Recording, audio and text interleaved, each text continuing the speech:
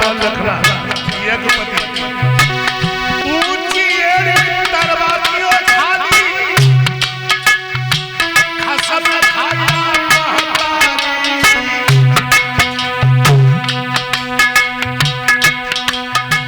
लंबे के सफर गजे से लंबे के सफर गजे से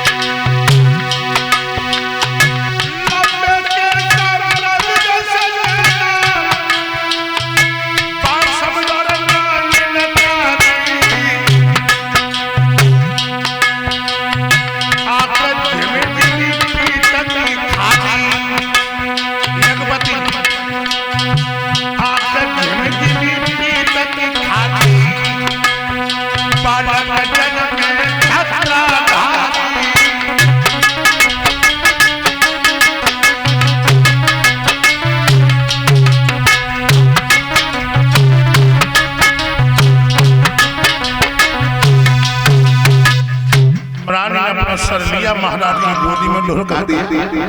महाराज लाटों से खेलने लगा।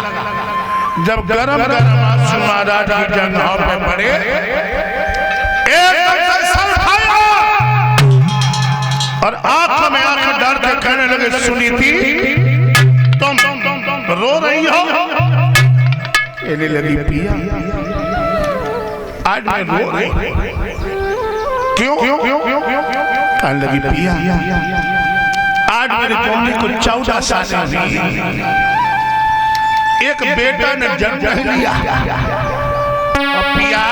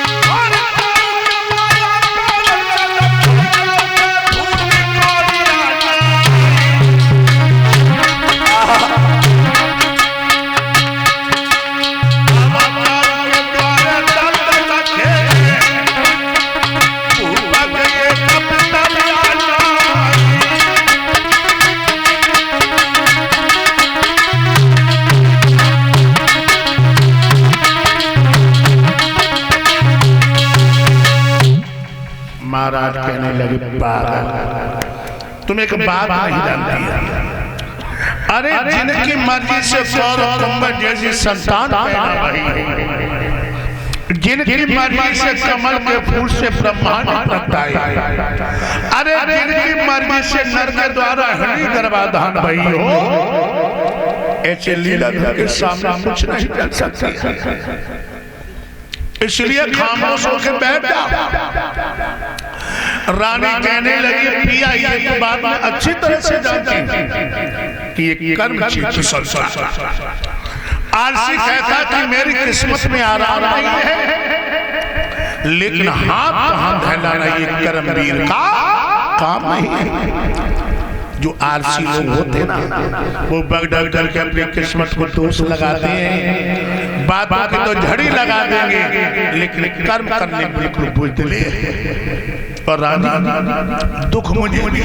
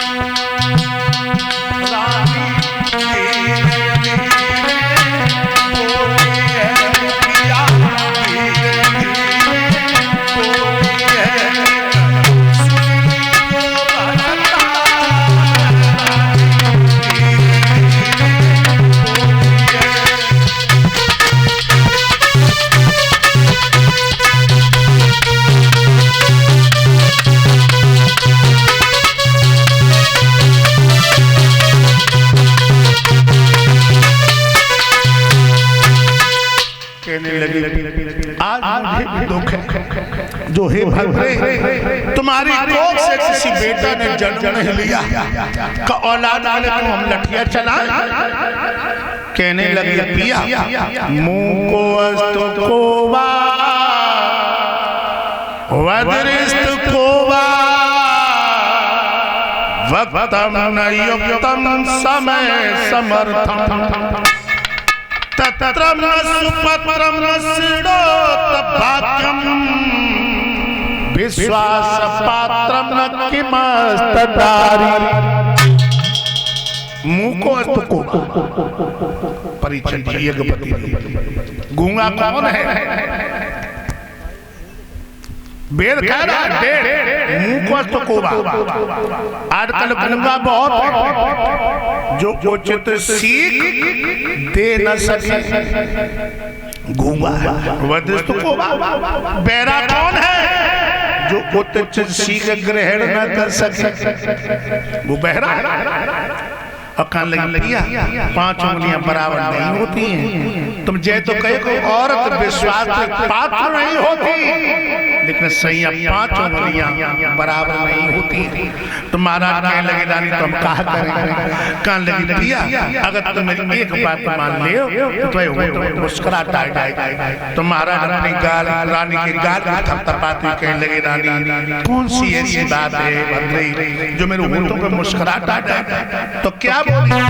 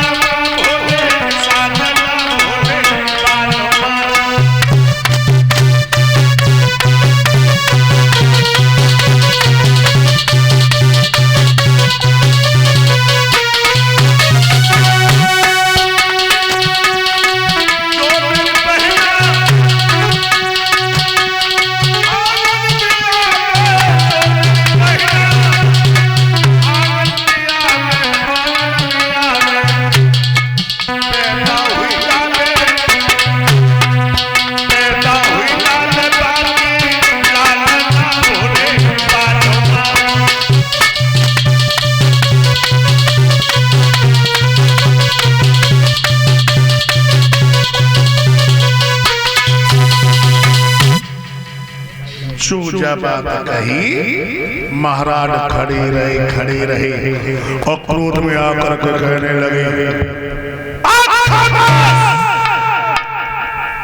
तुमने एक जानकार को नारी बना दिया, क्या कह रही हो तुम? क्या कोई नशा कर लिया?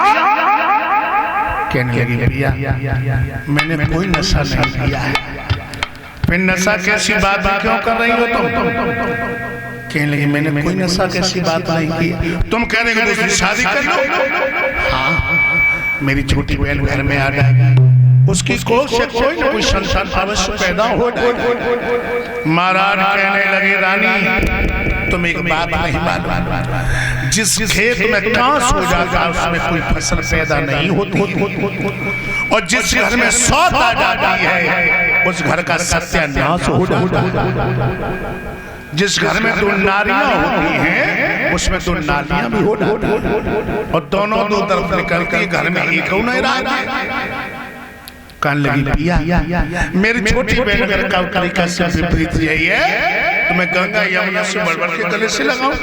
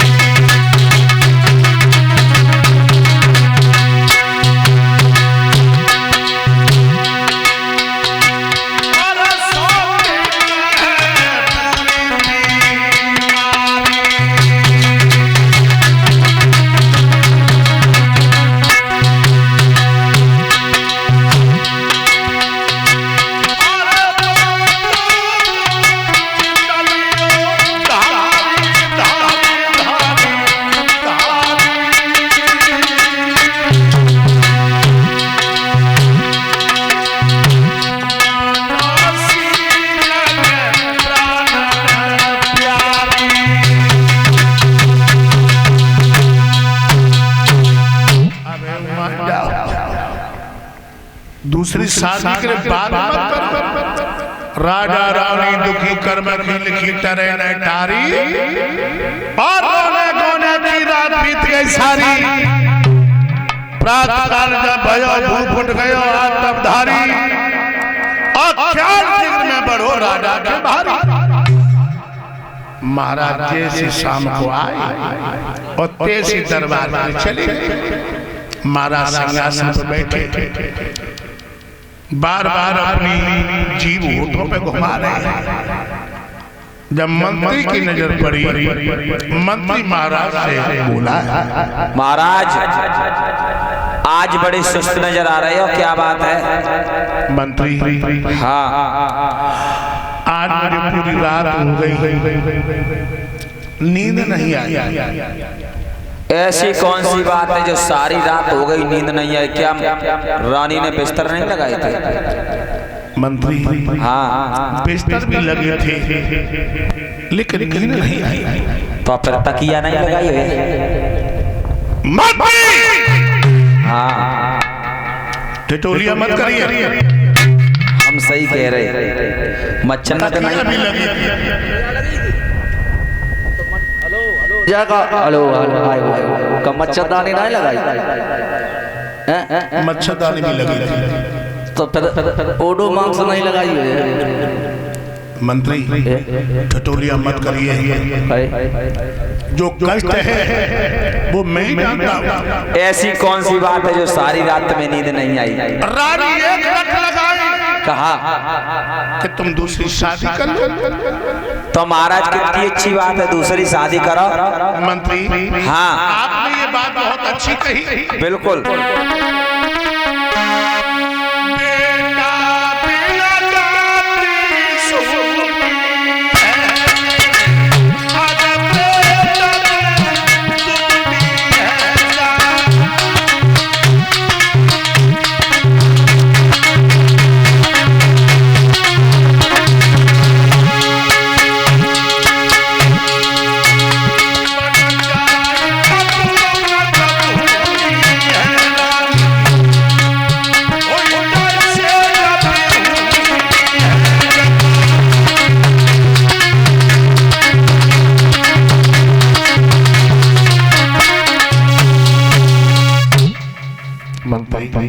हाँ महाराज एक बेटा क्या ठीक है?